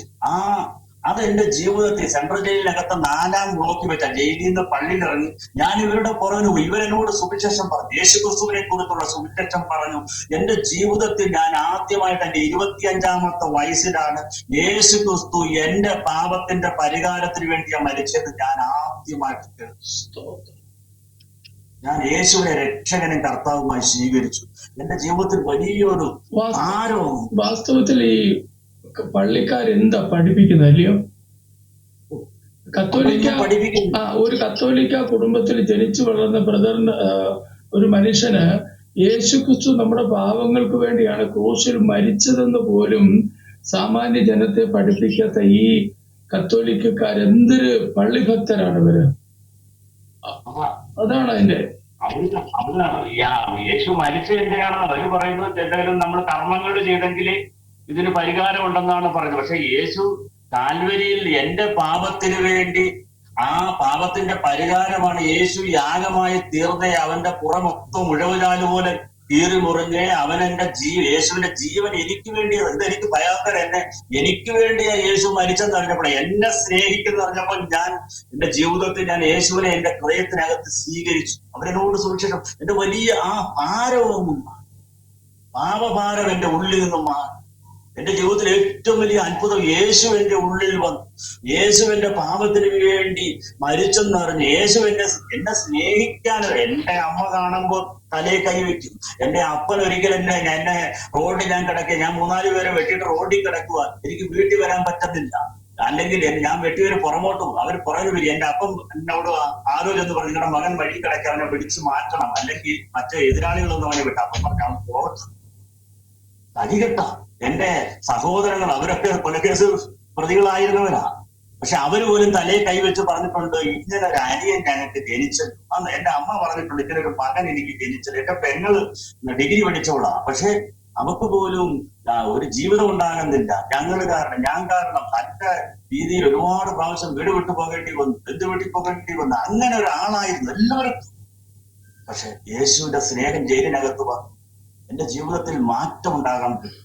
അന്ന് രാത്രി ഞാൻ സുഖമായി ഉറങ്ങി. എന്റെ ജീവിതത്തിൽ ഏറ്റവും വലിയ കർത്താവ് എന്നോട് സംസാരിച്ചത് ആദ്യമായിട്ട്, ഞാൻ രക്ഷിക്കപ്പെടുന്ന സമയം എനിക്ക് വളരെ കൃത്യമാണ്. ജയിലിനകത്ത് 27/11/2002 2 മണിക്കും 3 മണിക്കും ഇടയ്ക്ക് ഞാൻ യേശുവിനെ രക്ഷകനായി സ്വീകരിച്ചു. എന്റെ ജനനം വലിയതാ. 2 മണിക്കും 3 മണിക്കും ഇടയ്ക്ക് ജയിലിനകത്ത് ഞാൻ ജനിക്കുന്നു. ഞാൻ ജയിലിനകത്ത് ചെന്ന് ഒരു ചായ കുടിച്ചു. ഇവരെന്നോട് പറഞ്ഞു, സുക്ഷകർ എന്നോട് പറഞ്ഞു, വീടി ഉപയോഗിക്കാൻ നിർത്താൻ പറ്റുമെന്ന് ചോദിച്ചു.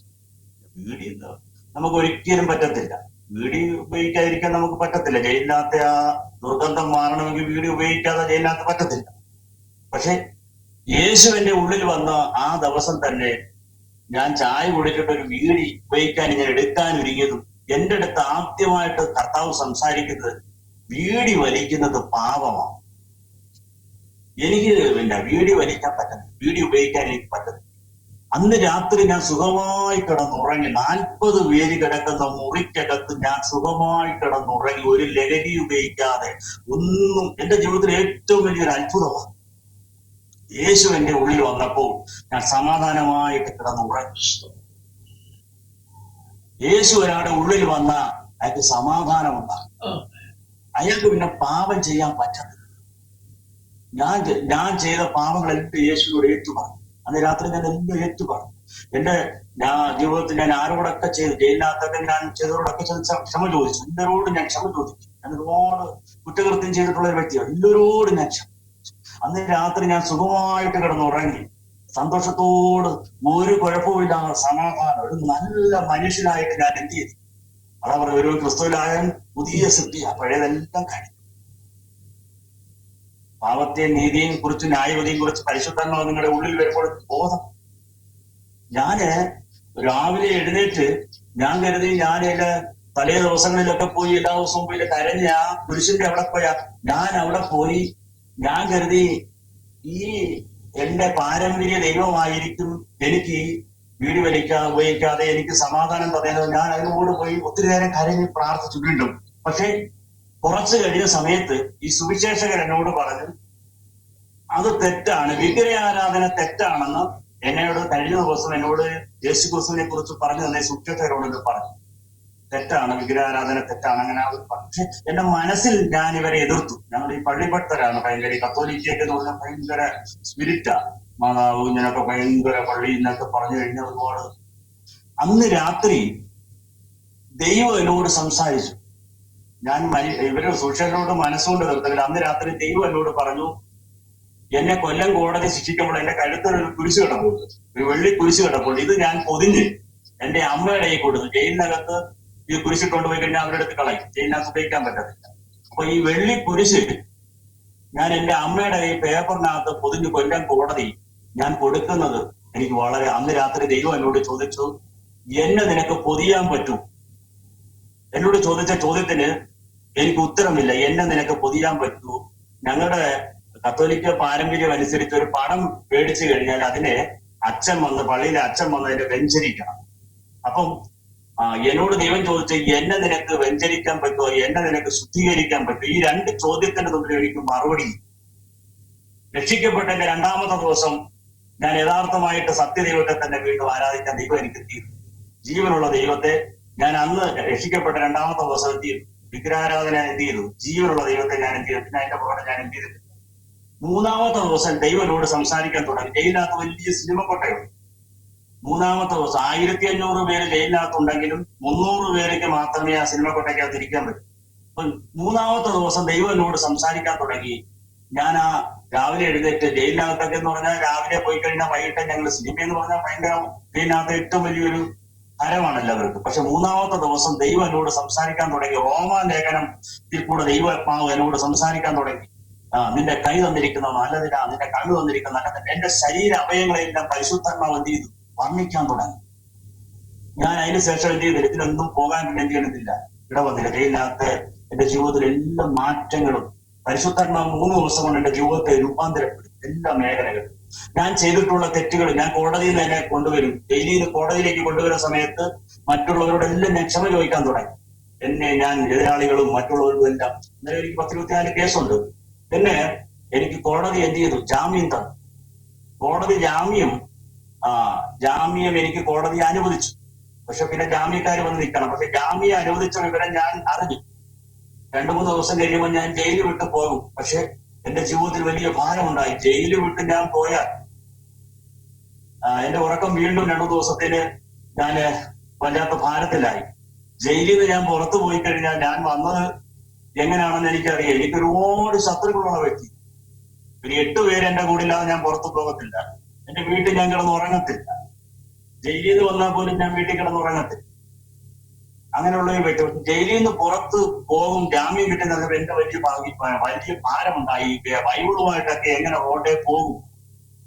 അന്ന് രാത്രി ദൈവം എന്നോട് പറഞ്ഞു, മരിച്ചു പോകുന്ന മനുഷ്യനെ നീ പേടിക്കണ്ട. ദൈവത്തിന്റെ പരിശുദ്ധാത്മാവിനോട് ശക്തമായിട്ട് ഇടപെട്ടു. മരിച്ചു പോകുന്ന മനുഷ്യനെ നീ എത്തിയണ്ട, ഭയപ്പെടണ്ട. ഇന്ന് 24 വർഷമായി ഇതുവരെ ഒരു മനുഷ്യന്റെ നേരെ എത്തിയിട്ട് വന്നില്ല. ഒരുപാട് കേസുകളും ഒരുപാട് ക്രിമിനൽ, എന്റെ കൂടെയുള്ളവരൊക്കെ പല കേസുകളും ഉണ്ടാക്കി. ഇതുവരെ പോലീസ് 24 വർഷമായി എന്റെ പേരിൽ ഒരു കേസും പോലീസ് എന്ത് ചെയ്തിട്ടില്ല. ഒരു മനുഷ്യൻ പോലും, എന്റെ എതിരാളികൾ ആരും ഇതുവരെ പലരും എന്നെ ഉപദ്രവിക്കാനൊക്കെ ഒരുങ്ങിയിട്ടുണ്ടെങ്കിലും ദൈവം അവിടെ നിന്നെല്ലാം മാറ്റി. അങ്ങനെ ജയിലിൽ നിന്ന് ഞാൻ പുറത്തു വന്നു. ഞാൻ സ്നാനപ്പെട്ടിട്ടില്ല. ജയിലിനകത്ത് സ്നാനപ്പെടാൻ അവസരമില്ല. അങ്ങനെ ഞാൻ ജാമ്യത്തിൽ പുറത്തു വന്നു. ഞങ്ങളുടെ വീടിന്റെ അടുത്ത് ഒരു ചർച്ചുണ്ട്. ജയിലിനകത്തെ ആരാധന എന്ന് പറഞ്ഞാൽ രാവിലെ 8 മണി തൊട്ട് വൈകിട്ട് 5 മണി വരെ ജയിലിനകത്ത് സഭായോഗം.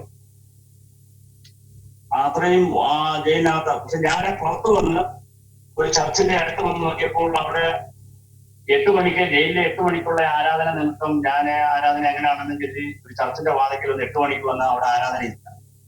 ചർച്ചിലെല്ലാം 10 മണിക്ക് ആരാധന. ഞാൻ വേറൊരു ചർച്ചിൽ വന്നു, ചർച്ചിൽ വന്ന് അവിടെ വന്ന് യുവാസിനോട് കാര്യം പറഞ്ഞു, ഞാൻ ജയിലിൽ നിന്ന് വന്ന ആളാണ്, അദ്ദേഹം എനിക്ക് കുറച്ചു നേരം സാക്ഷ്യത്തിന് സമയം തന്നു.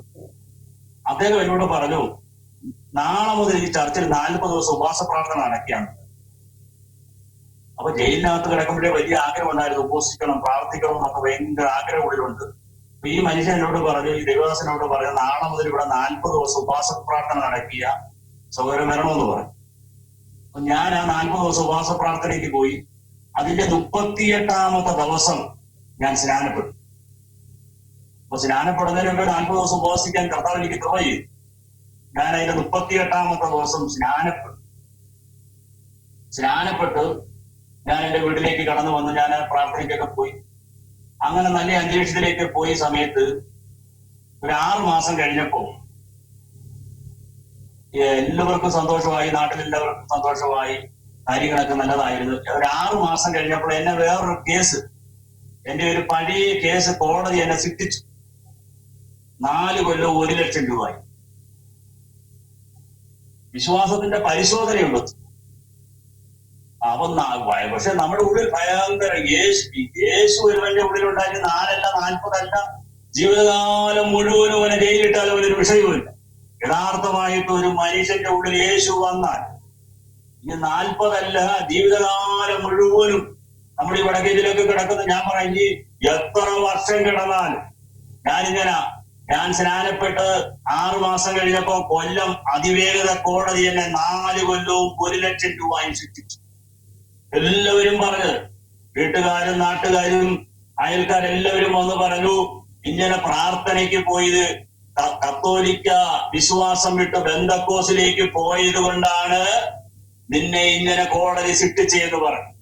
ഞാൻ എന്റെ കൈ വേദപുസ്തകമുണ്ട്, ഞാൻ അതിനെ ഉറക്കെ പിടിച്ച് കൈക്ക് ഇങ്ങനെ ഉയർത്തിപ്പിടിച്ചിട്ട് ഞാൻ ഞങ്ങളുടെ അമ്മയോട് പറഞ്ഞു, അമ്മേ, 40 കൊല്ലം കിടന്നാലും എത്ര വർഷം കിടന്നാലും എന്നെ മാറ്റി എനിക്ക് വേണ്ടി മരിച്ച കർത്താവായ യേശു ക്രിസ്തുവിനെ ഞാൻ വിട്ട് എന്ത് ചെയ്യത്തില്ല, പോകത്തില്ല. ഞാൻ പോയി. എന്നെ കോടതി ശിക്ഷിച്ച് ഞാൻ സെൻട്രൽ ജയിലിലേക്ക് പോയി. ആരോടും ഒന്നും ചോദിക്കരുതെന്ന് പറഞ്ഞ് പൈസ 1 ലക്ഷം രൂപ അടയ്ക്കണം, അല്ലെങ്കിൽ അതിലൊരു 1 വർഷം കൂടെ കിടക്കണം. പക്ഷെ നമ്മൾ ദൈവസന്നിധിയിൽ നമ്മുടെ തീരുമാനം ദൈവം കാണും. ഞാൻ 6-9 മാസം കിടക്കുന്നതിന് മുമ്പ് തന്നെ എനിക്ക് ഹൈക്കോടതി ജാമ്യം തന്നു. ഹൈക്കോടതി എനിക്ക് ജാമ്യം തന്നു. ഹൈക്കോടതി ആ കേസ് വെറുതെ വിട്ടു. അപ്പൊ കർത്താവിന് വേണ്ടി നമ്മൾ ഹൈക്കോടതി ആ കേസ് വെറുതെ വിട്ടു. അപ്പൊ കർത്താവിന് വേണ്ടി നമ്മൾ, പക്ഷെ ജയിലിലേക്ക് ഞാൻ വീണ്ടും ജയിലിലെ പഴയ കേസായതുകൊണ്ട് കുഴപ്പമില്ല. നമ്മൾ രക്ഷിക്കപ്പെട്ടു കഴിഞ്ഞുള്ള കേസല്ല, രക്ഷിക്കപ്പെടുന്നതിന് മുമ്പുള്ള കേസാണ്, പഴയ കേസാണ്. രക്ഷിക്കപ്പെട്ടതിന് ശേഷം നമുക്ക് കേസില്ല. അപ്പൊ പഴയ കേസിലായതുകൊണ്ട് ജയിലിനകത്ത് വീണ്ടും എന്നെ കർത്താവ് ഒത്തിരി പണിയാൻ തുടങ്ങി. ജയിലിനകത്ത് ചെന്നാൽ വീണ്ടും ഞാൻ പ്രാർത്ഥിക്കാൻ പഠിച്ചു. ആദ്യത്തെ കാര്യം, രണ്ടാമത് ഞാൻ പോയപ്പോഴാണ് പ്രാർത്ഥിക്കാൻ പഠിച്ചു. മണിക്കൂറുകൾ ജയിലിനകത്ത് 4 മണിക്കൂറുകൾ പ്രാർത്ഥിക്കാൻ പറ്റി. ജയിലിനകത്ത് ഒരുപാട് സമയങ്ങൾ പ്രാർത്ഥിച്ചു. എന്നെ ഹൈക്കോടതി ജാമ്യം കണ്ടി ഞാൻ വീണ്ടും പുറത്തു വന്നു. വീണ്ടും പുറത്തു വന്ന സമയത്ത് വീണ്ടും ഈ സഭയിൽ തന്നെ പോയി സഭ എനിക്ക് വേണ്ടി പ്രാർത്ഥിച്ചിട്ട് എനിക്ക് വേണ്ടി പ്രാർത്ഥിച്ചു. പരിശുദ്ധാത്മാവിന്റെ അഭിഷേകം പ്രാപിക്കാൻ ഭയങ്കര ആഗ്രഹം. എല്ലാവരും ഇന്നത്തെ കാലത്ത് പറയുന്ന പോലെ അന്നത്തെ കാലത്ത് പരിശുദ്ധാത്മാവിന്റെ അഭിഷേകം പ്രാപിക്കാൻ വേണ്ടി വളരെ ആഗ്രഹം. അപ്പം ഞാൻ 21 ദിവസം ഉപവാസ പ്രാർത്ഥനയ്ക്ക് പോകും. 40 ദിവസം ഇരിക്കും, 7 ദിവസം ഇരിക്കും, 14 ദിവസം ഇരിക്കും. എവിടെ ഉപവാസ പ്രാർത്ഥന ഉണ്ടായാലും ദൈവസന്നിധിയിൽ പോയി പ്രാർത്ഥനയിൽ ഇരിക്കും. പക്ഷെ എനിക്ക് പരിശുദ്ധാത്മാവിന്റെ അഭിഷേകം പ്രാപിക്കാൻ പറ്റത്തില്ല. എല്ലാവരും പറയുന്നു, ഞാൻ എന്റെ ചെവി കൊണ്ട് കേട്ടിട്ടുണ്ട്, പലരും പറയുന്നുണ്ട്, നിങ്ങൾ അങ്ങനെ നടന്നൊരു വ്യക്തിയായതുകൊണ്ട് പരിശുദ്ധാത്മാവിൽ നിങ്ങൾക്ക് പ്രാപിക്കാൻ പറ്റത്തില്ലെന്ന് പലരും പറഞ്ഞു. പക്ഷെ ഞാൻ ദൈവസന്നിധിയിൽ ഒരുപാട് കരയാൻ തുടങ്ങി. എന്റെ ജീവിതത്തിൽ ഞാൻ ഒത്തിരി ദൈവത്തോട് എവിടെയൊക്കെ ഞാൻ ക്ഷമ ചോദിക്കാൻ അവിടെല്ലാം പോയി ഞാൻ ക്ഷമ ചോദിക്കും. ഒരിക്കലൊരു വീട്ടിൽ ഞാൻ ചില ക്ഷമ ചോദിച്ചപ്പോൾ ആ വീട്ടിന്റെ ആ ഭാര്യ അവര് പറഞ്ഞു, എനിക്ക് നിങ്ങളോട് ക്ഷമിക്കാൻ പറ്റത്തില്ല, നിങ്ങൾ എന്റെ ഭർത്താവിനെ എന്റെ തുമ്പി വെച്ചാ വെട്ടി, അതുകൊണ്ട് ഞാൻ അവരുടെ വീട്ടിൽ പോയി ഒറ്റയ്ക്ക് പോയി ഞാൻ ക്ഷമ ചോദിച്ചു. ഞാൻ രക്ഷിക്കപ്പെട്ടതിന് ശേഷം എല്ലാവരോടും പോയി ക്ഷമ ചോദിക്കും. ഞാൻ ആരെയൊക്കെ ഉപദ്രവിച്ചിട്ട് എന്റെ കൈവെട്ടിയ ആളോട് പോലും ഞാൻ അങ്ങോട്ട് പോയി ക്ഷമ ചോദിച്ചു. എല്ലാവരോടും, എന്റെ വീട് പൊളിച്ചവരോടും, എന്നെ ഉപദ്രവിച്ചവരും ഞാൻ ഉപദ്രവിച്ചവരോടും എല്ലാവരോടും പോയി ഞാൻ ക്ഷമ ചോദിച്ചു. ഒരാളോട് മാത്രം ചെന്ന് ക്ഷമ ചോദിച്ചപ്പോൾ അദ്ദേഹം പറഞ്ഞു, എനിക്ക് നിങ്ങളോട് വിരോധമില്ല, പക്ഷെ അദ്ദേഹത്തിന്റെ ഭാര്യ പറയുക, നിങ്ങളോട് എനിക്ക് ക്ഷമിക്കാൻ ഭയങ്കര പാടാ, നിങ്ങൾ എന്റെ ഭർത്താവിനെ എന്റെ തുമ്പി വെച്ചാൽ വെട്ടി, ഞാൻ കണ്ടുകൊണ്ട് നിൽക്കുകയാണ് എന്നൊക്കെ ഞാൻ അവരോട് ക്ഷമ ചോദിച്ചു. എല്ലാവരോട് ക്ഷമ ചോദിച്ച് ഞാൻ ഏകദേശം ഒരു 7 മാസം ചർച്ചിനകത്തിരുന്ന് ദൈവസന്നിധിയിലിരുന്ന കാര്യത്തിൽ പ്രാർത്ഥിക്കാൻ തുടങ്ങി. കർത്താവേ, പരിശുദ്ധാത്മാവിനെ എനിക്ക് നൽകണം. ആത്മാവിൽ ഞാൻ എത്ര ഉപസിച്ചിട്ട്, പക്ഷെ ഞാൻ എല്ലാ ദിവസവും കരയാൻ തുടങ്ങി. ചർച്ചിനകത്ത് ഒരിക്കൽ രാത്രി ഇരുന്ന് പ്രാർത്ഥിച്ചപ്പോൾ പരിശുദ്ധാത്മാവിന്റെ അഭിഷേകം എന്റെ ഒരു ശക്തമായൊരു കർത്താവ് ഇറങ്ങി. ആത്മാവിൽ ഞാൻ ശക്തിയോട് വെളിപ്പാടുകളും പ്രവചനങ്ങളും എല്ലാ കർത്താവ് എനിക്ക് തന്നു. ആത്മാവിൽ ശുശ്രൂഷിക്കുവാനുള്ള എല്ലാ കൃപകളും കർത്താവ് എനിക്ക് തന്നു. ഞാൻ ദിവസത്തിൽ ഒത്തിരി കാര്യം ഒത്തിരി വില കൊടുത്തു. എന്റെ എല്ലാ കേസുകളും ഞാൻ രക്ഷിക്കപ്പെട്ടതിന് ശേഷം പിന്നീട് പുതിയ SI ചാർജ് എടുത്താൽ ഞാൻ ചെല്ലണം. ഞങ്ങളുടെ അങ്ങനെ ഈ റൗഡി ലിസ്റ്റുള്ള. പക്ഷെ 2014 എന്നെ ആ ലിസ്റ്റിൽ എല്ലാം പോലീസ് എടുത്ത് കളഞ്ഞു. എല്ലാ ലിസ്റ്റിനും എടുത്ത് കളഞ്ഞു. 2014 ആയപ്പോഴത്തേന് എന്റെ 24 കേസും എല്ലാ കേസുകളും എല്ലാം കോടതിയിൽ നിന്ന് ദൈവം ഇതെല്ലാം മാറ്റി എന്റെ ജീവിതത്തിന് വലിയ വ്യത്യാസം കർത്താവ് തന്നു. എനിക്ക് അനുഗ്രഹിക്കപ്പെട്ട ഒരു കുടുംബം കർത്താവ് തന്നു. എന്റെ ഭാര്യയുടെ പേര് റീജ എന്നാണ്. ഒരുപാട് കർത്താവിന് വേണ്ടി ഞങ്ങൾ സ്വന്തം നാട്ടിലാണ് കർത്താവിന്റെ വേല ചെയ്യുന്നത്. എനിക്ക് വലിയ വിദ്യാഭ്യാസമുള്ള ആളൊന്നുമല്ല. ഒരുപാട് എന്റെ ശുശ്രൂഷയിൽ ഞാൻ ഉപവാസ പ്രാർത്ഥനയിൽ ശക്തമായിട്ട് പ്രാർത്ഥിച്ച് വീട്ടിലേക്ക് വരും. എന്റെ അമ്മ കത്തോലിക്കപ്പെടുക ശക്തമായിട്ട് പ്രാർത്ഥിച്ച് ഞാൻ കടന്നു വരുമ്പോൾ, എന്റെ വീട്ടിലേക്ക് കടന്നു വരുമ്പോൾ എന്റെ അമ്മ എന്നെ നോക്കിയിട്ട് പറഞ്ഞു, നീ എന്റെ അടുത്തോട്ട് വരരുതെന്ന് പറയും. ഞാൻ നോക്കുന്നത് എനിക്ക് അറിയത്തില്ല. നീ എന്റെ അമ്മയിൽ വല്ലാത്തൊരു അസ്വസ്ഥത ഉണ്ടാകാൻ തുടങ്ങി. അമ്മയിൽ വ്യാപരിക്കുന്ന ആ ദുരാത്മാവ് ശക്തി അമ്മയിൽ നിന്ന് വിട്ടുപോയി. അമ്മ സ്വതന്ത്രമായി. പിറ്റേന്ന് മുതൽ അമ്മ എന്റെ കൂടെ പ്രാർത്ഥനയ്ക്ക് വന്നു. എന്റെ അപ്പൻ ഭയങ്കര 50 വർഷം കൊണ്ട് മദ്യം കഴിക്കുന്നയാളാണ്. 50 വർഷം കൊണ്ട് മദ്യം കഴിക്കുന്നയാളാണ്. എന്റെ വിശ്വാസ ജീവിതത്തിൽ എന്നെ ഒത്തിരി ഒരച്ചൊരു വ്യക്തിയാണ്. എന്നെ ഒത്തിരി നീ ഇങ്ങനെ പോയത് ഭയന്നാണ്, നിനക്ക് ശത്രുക്കളെ നേരിടാൻ വയ്യാത്തത് കൊണ്ടാണ്, നീ ബൈബിൾ എടുത്തുകൊണ്ട് പോകരുത് എന്നൊക്കെ പറഞ്ഞ ഒരുപാട്. ഈ മനുഷ്യനെ ദൈവം അവസാനം പിടിച്ചു. ദൈവത്തെ ഞങ്ങളുടെ കൂടെ കർത്താവ് കൊണ്ടുവന്ന്, ദൈവത്തെ ആരാധിക്കാൻ കൊണ്ടുവന്ന്, അദ്ദേഹത്തെ 2015 അദ്ദേഹത്തെ തിരിച്ചേർന്നു. അദ്ദേഹത്തെ ദൈവം കൊണ്ടുവന്ന് എന്റെ വീട്ടിൽ ഒരുപാട് പ്രാർത്ഥനകൾ നടത്താൻ തുടങ്ങി. സ്വന്തം ദേശത്ത് തന്നെ സഭയുടെ പ്രവർത്തനങ്ങൾ ഒരു അനുഗ്രഹിക്കപ്പെട്ട, ഞാനിപ്പോ ആ ബന്ധത്തിലാണ് ഇവിടെ വന്നിരിക്കുന്നത്. ഒരു കാര്യം ചോദിച്ചോട്ടെ സന്തോഷ് പാസ്റ്ററെ, ഈ നമ്മുടെ ഇത്രയും പ്രശ്നങ്ങളിൽ ഇത്രയും അടിപിടി കേസിലൊക്കെ നിന്ന കാലഘട്ടത്തിൽ നമ്മൾ ആ ദേശത്ത് തന്നെ കർത്താവിന്റെ വേലയ്ക്ക് വേണ്ടി നിൽക്കുമ്പോൾ അവിടുത്തെ ജനത്തിന്റെയൊക്കെ ഉള്ളൊരു സമീപനം നമ്മളോട് എങ്ങനെയായിരുന്നു ബ്രദറിനോടുള്ള ബന്ധത്തിൽ ആ സമയങ്ങളിൽ? അവിടുത്തെ ജനങ്ങൾക്ക് വളരെ സന്തോഷം. നമ്മളൊന്നും പറയണ്ട, നമ്മൾ പോകുന്നത് തന്നെ സാക്ഷ്യമായി. ഞാൻ ബൈബിളുമായിട്ട് പോകുമ്പോൾ ആദ്യ സമയങ്ങളിലൊക്കെ ആൾക്കാർ ബൈബിളിനകത്ത് കടാര ഉണ്ടെന്നാണ് ആൾക്കാർ പറഞ്ഞ്, ബൈബിള് കൊണ്ട് ഞാൻ പരിസ്മെന്റ് റോഡിലാണ് പോകുന്നത്. അപ്പം അത്രയും ഉള്ളിൽ ജനങ്ങളുടെ ഒരുപാട് വർഷങ്ങൾ കഴിഞ്ഞ് നമ്മുടെ ഒത്തിരി മാറ്റങ്ങൾ. അപ്പം ഒരുപാട് കർത്താവിന്റെ എന്റെ മുമ്പിൽ വെച്ച് എന്റെ ഭാര്യ ഒരാളടിച്ച് ഞാൻ അതൊക്കെ ജനങ്ങൾക്ക് എന്ത് മാറ്റം ഒരുപാട്. എന്റെ വീട് ജനങ്ങൾ കൂടി, എന്റെ ചേട്ടനൊരു വഴക്കുണ്ടായിരുന്നു 2017. അപ്പം എതിർ പാർട്ടികൾ BJP-ക്കാർ വന്ന് നമ്മുടെ വീട് പൊളിച്ചു. അപ്പം നമ്മളെ പ്രതികരണം, പഴയ മനുഷ്യൻ പൊങ്ങി വരുമോന്ന് പലരും എന്ത് ചെയ്യുന്നുണ്ട്. ജനങ്ങൾ ഇപ്പൊ എന്റെ ഈ 50 പേര് നടന്നവരിൽ പലരെ ആൾക്കാർ വെട്ടിയിട്ടുണ്ട്. അവര് പലരും അപ്പൊ അന്നേരം നമ്മളെ തിരിച്ചു ചെയ്യുവോ? ആ ചെയ്തയാളെ കണ്ടപ്പോ നമ്മൾ മിണ്ടി. എന്റെ ചേട്ടനെ, എന്റെ സഹോദരനെ വെട്ടി പലരും വെട്ടിയിട്ടുണ്ട് ഈ ഞാൻ രക്ഷിക്കപ്പെട്ടതിന് ശേഷം. അപ്പം നമ്മളുടെ സ്വന്തം നാട്ടിൽ നമ്മുടെ സാക്ഷി നമ്മൾ നടന്നു പോകുന്ന തന്നെ സാക്ഷിയോ ജനങ്ങൾക്ക്. ഇങ്ങനെ പോലീസുകാർ സാധാരണ നമ്മൾ പിടിച്ചേക്കുന്ന ബൈബിളിനകത്ത് കഠാര ഉണ്ടെന്നാണ് പറയുന്നത്. എന്റെ അടുത്ത് ഒരാൾ വന്നു കഴിഞ്ഞാൽ എന്തുകൊണ്ട് എന്റെ നെഞ്ച് വയറ്റത്ത് തട്ടിയിട്ട് ആൾക്കാർ ചോദിക്കും എന്തുകൊണ്ട് സന്തോഷമായിട്ട് ഇരിക്കുന്നു. എന്റെ കൈ കടാരകളും ആളുകളും ആയുധങ്ങളും 10-20 ആയുധം എപ്പോഴും കൈ കാണും. ഈ എല്ലാം ആയുധങ്ങൾ വെക്കും നമ്മൾ പല രീതിയിൽ. കാലിനകത്ത്, തുടക്കകത്ത്, പിന്നെ കയ്യില് കൂടെ 2-3-5-6 പേര് എപ്പോഴും ആളുമായിട്ട് കാണും. അപ്പൊ നമ്മളങ്ങനെ അങ്ങനെയുള്ള ഒരാളാ. പക്ഷെ ഇപ്പൊ ഇത്രയും വർഷമായപ്പോൾ ജനങ്ങൾക്ക് മാറ്റം മനസ്സിലായി. അപ്പൊ ഞങ്ങളുടെ നാട്ടിൽ തന്നെ നിലയിൽ പിന്നെ കായിക കർത്താവിന്റെ വേലകൾ ചെയ്യുന്നു. ഓക്കെ. അപ്പം ഇപ്പം നിലവിൽ കർത്താവിന്റെ ദാസൻ എങ്ങനെയുള്ള ശുശ്രൂഷയാണ് കർത്തനാമത്തിന് വേണ്ടി ചെയ്യുന്നത്? സഭാ ശുശ്രൂഷയാണ് ചെയ്യുന്നത്. സഭയുടെ രക്ഷിക്കപ്പെട്ട് സ്നാനപ്പെട്ടതിന് ശേഷം ബൈബിൾ കോളേജിൽ പോയോ? അതോ ഞങ്ങളുടെ നാട്ടിൽ അവിടെ ഒരു സ്വതന്ത്ര ചർച്ച ഉണ്ടായിരുന്നു, അവിടുത്തെ ബൈബിൾ കോളേജ് പഠിച്ചത്. അവിടെ ബൈബിൾ കോളേജിൽ പഠിച്ചു. 2 കൊല്ലം പഠിച്ചു. അവിടുന്ന് ഗ്രാജുവേറ്റ് ചെയ്ത് ഇറങ്ങിയിട്ട് പിന്നെ 2008 മുതലേ കർത്താവിന്റെ വേല ചെയ്യുമായിരുന്നു. 2013 കല്യാണം. അച്ഛാ 2013 കല്യാണം. അച്ഛാ 2008 വിവാഹം എവിടുന്ന? അവിടെ ഞങ്ങളുടെ സ്വന്തം നാടാ, മുട്ടം എന്ന് പറയുന്ന സ്ഥലത്താ. മുട്ടത്തുനിന്ന് വിവാഹം കഴിച്ച് നമ്മളെ എത്ര അധംപതിച്ച് ജീവിച്ചോ ആ ദേശത്ത് തന്നെ ദൈവവചനവുമായി ദൈവം ഇന്ന് നിർത്തിയിരിക്കുന്നു. ദേശത്തെ ഭൂതകർത്തനെ പോലെ യേശുവിന്റെ കൂടെ വരാതിരിക്കുമ്പോ യേശു പറഞ്ഞല്ലേ, എന്റെ കൂടെ വരണ്ട, നീ പോയി നിന്റെ ദേശത്ത് പോയി എന്ത് ചെയ്യണം, വീട്ടിൽ പോയി. അതേപോലെ സ്വന്തം ദേശത്ത് തന്നെ ഒത്തിരി അനുഭവങ്ങൾ ദേശത്തുണ്ട്. കർത്താവ് നമ്മളെ, ഇപ്പൊ ഞാൻ തന്നെ ഞങ്ങളുടെ ദേശത്ത് ഒരു പരിശോധന നടത്തിയാൽ, ഞങ്ങൾ രണ്ടുപേരും പൂർണ്ണമായിട്ട് പരിശോധന ചെയ്യുക. ഞങ്ങളുടെ ദേശത്ത് പരിശോധന നടത്തിയാലും വഴി കയറിയാലും, ഞാൻ BJP-കാരനായി മുമ്പ് BJP-യുടെ നേതാവായിരുന്നു. അപ്പം BJP-ക്കാരും ആയാലും ഒരു പാർട്ടിക്കാരും നമ്മളോടൊരു കമ്മ്യൂണിസ്റ്റും കോൺഗ്രസും എല്ലാ പാർട്ടിക്കാരും നമ്മളോട് സഹകരണം. അതുപോലെ തന്നെ പോലീസ് എന്നോട് കഴിഞ്ഞ നാളിൽ കാണിച്ചതിനേക്കായി അന്ന് എനിക്ക് എതിരായിരുന്നെങ്കിൽ ഞാൻ രക്ഷിക്കപ്പെട്ടതിന് ശേഷം പോലീസ് എനിക്ക് വളരെ അനുകൂലമായിട്ടാണ്. പിന്നെ ക്രൈംബ്രാഞ്ച് ഉദ്യോഗസ്ഥർ പോലും വേറെ കേസുമായിട്ട് ഞങ്ങളുടെ വീട്ടിൽ വന്നിട്ടുണ്ട്. ക്രൈംബ്രാഞ്ച് ഉദ്യോഗസ്ഥർ എന്റെ കൂടെ ഉള്ളവര് അവിടെ ഞങ്ങളുടെ നാട്ടിൽ ഏത് കൊല നടന്നാലും ഏത് കേസ് നടന്നാലും ഞാൻ അവിടെ ലിസ്റ്റിലും കേട് ലിസ്റ്റിലും ആളാ ഏത് രാത്രി. അതുകൊണ്ട് നമ്മൾ ജയിലിൽ നിന്ന് വന്നാലും വെട്ടി കിടക്കാത്ത നമ്മളിപ്പോ അതിന് ഇപ്പോഴത്തെ ഈ കൊല്ലും വലിയ നടക്കുന്ന കുട്ടികളൊക്കെ കേട്ടിട്ടുണ്ടല്ലേ, അവർ കേട്ട് കാണുമോ? അവരിപ്പോ ജയിലിൽ നിന്ന് വന്നു കഴിഞ്ഞാൽ വീട്ടിൽ കിടക്കും. പക്ഷെ ഞങ്ങൾ അങ്ങനെ കിടക്കത്തില്ല. ഞങ്ങളിപ്പോ പോലീസ് ഞങ്ങൾക്കറിയാം, ഞങ്ങളിന്ന് വീട്ടിലുണ്ടെന്ന് അറിയാം, അന്ന് പോലീസ് വിളിച്ചോണ്ട് പോലെ എതിരാളികൾ നമ്മളെ എന്ത് ചെയ്യും. അപ്പം വേറെവിടെങ്കിലും പോയി കിടക്കുന്നേ? ഒരുപാട് സ്ഥലം. 14 വയസ്സ് തൊട്ട് 25 വയസ്സ് വരെ വീട്ടിൽ കിടന്നിട്ടില്ല. 14 വയസ്സ് തൊട്ട് 25 വയസ്സ് വരെ വീട്ടിൽ കിടന്നിട്ടില്ല.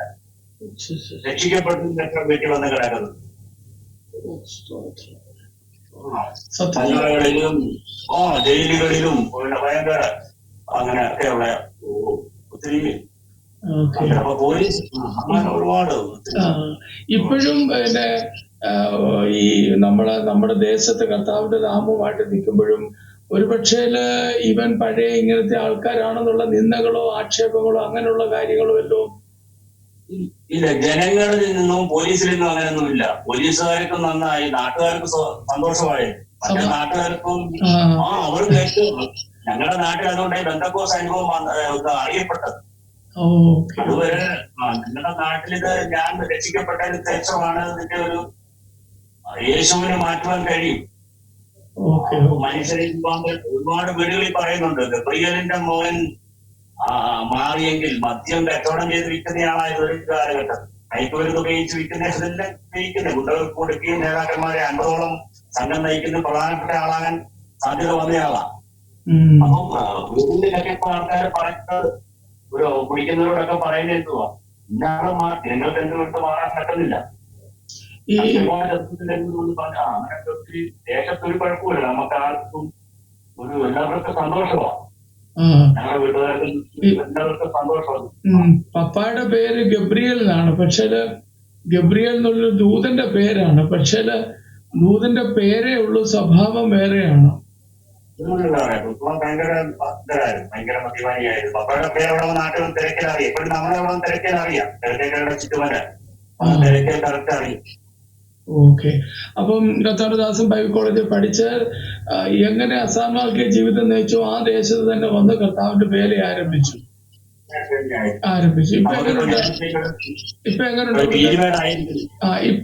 ഇപ്പൊ എങ്ങനെയുണ്ടാവും കർത്തദാസന്റെ ശുശ്രൂഷ ചെയ്യുന്ന ദേശത്തെ പേര് എങ്ങനെ പോകുന്നു? അനുഭവമായിട്ട് പോകുന്നുണ്ട്. അനേക ആത്മാക്കൾ കടന്നു വരുന്നുണ്ട്. നമുക്ക് അവിടെ ചർച്ചൊക്കെ പണിഞ്ഞു തന്നെ പാസ്റ്റനായി. ഞാനിവിടെ പീരിമേലുള്ള ദേവദാസനാ, സാങ്കുലീൻ എന്ന് പറയാം. അദ്ദേഹം തൃപ്തികരയുള്ള അദ്ദേഹമാണ് നമുക്ക് അതെല്ലാം പണിഞ്ഞു തന്നിട്ടുണ്ടാവും. അപ്പൊ അത് ഈ സാം എന്ന് പറയുന്ന കർത്താവിന്റെ ദാസന്റെ കൂടെയാണ് പ്രവർത്തിക്കുന്നത്. IPC-കാരൻ, അദ്ദേഹത്തിന്റെ മരുന്നാണ് ഇപ്പോൾ ഇവിടെ പീരിമേടുണ്ട് ജെനിസൺ. അപ്പൊ അവിടെ ഇവിടാണ് അദ്ദേഹത്തിനോട് വലിയ വകുപ്പിലെ ജോലിയാണ്. അങ്ങനെ ഇവിടെ അയാൾ വന്നിരിക്കുന്നത്. മക്കൾ എത്ര ഉണ്ട്? മക്കളായില്ല, പക്ഷെ 4-ാമത്തെ വർഷമാണ്. കുഞ്ഞുങ്ങളില് നിങ്ങൾ ഭാര്യയും ഭർത്താവും കൂടെ കർത്താവ് അയക്കുന്നിടങ്ങളിലൊക്കെ കടന്നുപോയി.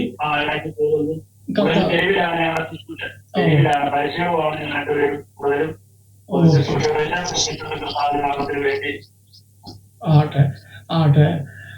ദൈവം സഹായിക്കട്ടെ. പ്രിയ സന്തോഷ് പാസ്റ്റർ പറഞ്ഞു വന്നപ്പോൾ ഒരു കാര്യം ഓർപ്പിക്കുവാനിടെ, ജയിലില് വേദപുസ്തകം ന്യൂ ടെസ്റ്റ്മെന്റ് വലിച്ചു കീറി ചീട്ടുണ്ടാക്കി കളിച്ചിരുന്ന സംഘത്തിൽപ്പെട്ട ഒരു മനുഷ്യനെ പിൽക്കാലങ്ങളിൽ, ആ കാലഘട്ടങ്ങളിൽ പുലാൻ ദേവിയുടെയും വീരപ്പന്റെയും പിൻഗാമികൾ എന്നറിയപ്പെടുവാൻ ഇഷ്ടപ്പെട്ടവനെ, ദൈവത്തിന്റെ അനുയായിയെ, കർത്താവിനെ പിൻപറ്റുവാൻ വലിയവനായ ദൈവം തിരഞ്ഞെടുത്തല്ലോ. താൻ എങ്ങനെ അസാൻമാർഗിക ജീവിതം നയിച്ചു, ആ പട്ടണത്തിൽ തന്നെ കർത്താവിന്റെ വിലപ്പെട്ട ദാസനെ ദൈവം ഉപയോഗിക്കുന്നു.